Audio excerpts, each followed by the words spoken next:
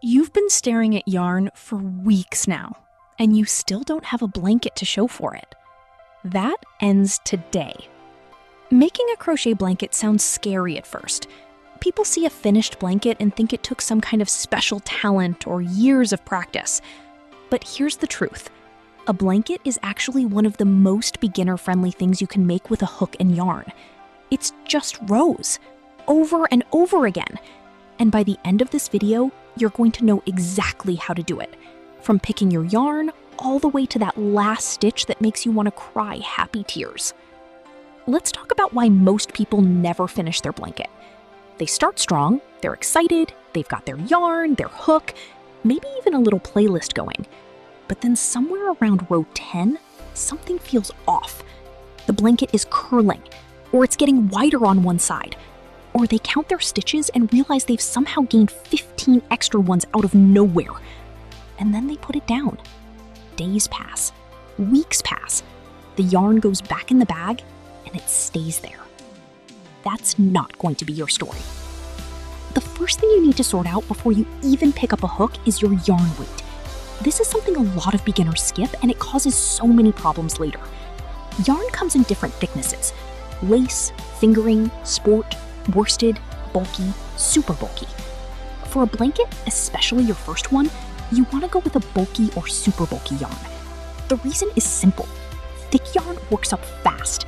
You'll see real progress after just one session, and that keeps you motivated. If you go with something thin like fingering weight, you'll be crocheting for what feels like the rest of your life just to get through one row. Don't do that to yourself. Now, how much yarn do you need? This depends on the size of your blanket. A baby blanket is going to need a lot less than a throw blanket for your couch. As a general guide, a simple baby blanket, something around 30 by 36 inches, needs about 500 to 800 yards of bulky yarn. A lap blanket, which is a bit bigger, needs around 1,000 to 1,500 yards. A full throw that you can actually wrap yourself in, you're looking at 2,000 yards or more. Always buy a little extra. Running out of yarn in the middle of a blanket is the kind of thing that will ruin your whole day, especially if that color gets discontinued. Next up, pick your hook. If you're using bulky yarn, you want a hook that matches. Yarn labels will usually tell you what hook size to use. Look for a little symbol on the label that shows a hook with a number next to it. When you make your foundation chain, keep your tension even. This is one of the most common places where beginners go wrong. If you pull too tight, the chain is hard to work into. If you leave it too loose, those first few rows look messy. A trick a lot of crocheters use is to go up one hook size just for the foundation chain, then switch back to your regular hook for the rest of the blanket. This keeps the chain a little more relaxed and easier to work with. Once your chain is done, it's time to work your first row. You're going to insert your hook into the chain and start making your chosen stitch. For a beginner blanket, the single crochet is your best friend. It's the simplest stitch, it creates a tight and sturdy fabric, and it looks clean. Here's how it goes. Insert your hook into the stitch, yarn over, pull up a loop, yarn over again, pull through both loops. That's it. That's one single crochet. Do that all the way across your chain and you've finished row 1. At the end of the row, you make one chain stitch. This is your turning chain, and then flip your work over and go back the other way. Keep doing this, row after row. This is the bulk of making a blanket. It's repetitive, and that's actually a good thing. Once your hands know what they're doing, your brain can relax. You can watch a show, listen to music, just zone out and let your fingers do the work. A lot of people say crocheting a blanket is almost meditative, and once you're in the rhythm, you'll understand why.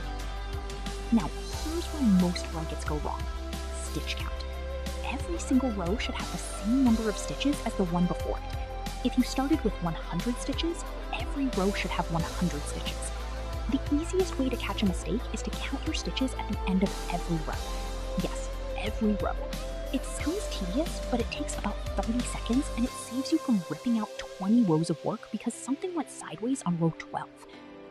One of the trickiest spots is the very first and last stitch of each row. These edge stitches are easy to miss or accidentally add extras. When you turn your work and start a new row, your turning chain can look like a stitch, but with single crochet, it's not. Don't work into it. go straight into the first actual stitch. And at the end of the row, make sure you work into that last stitch because it's easy to skip it. These two spots cause the majority of growing and shrinking edges on blankets. As you work through your rows, check that your edges look straight. Lay your blanket flat every now and then and look at it from a distance. If one side is curly,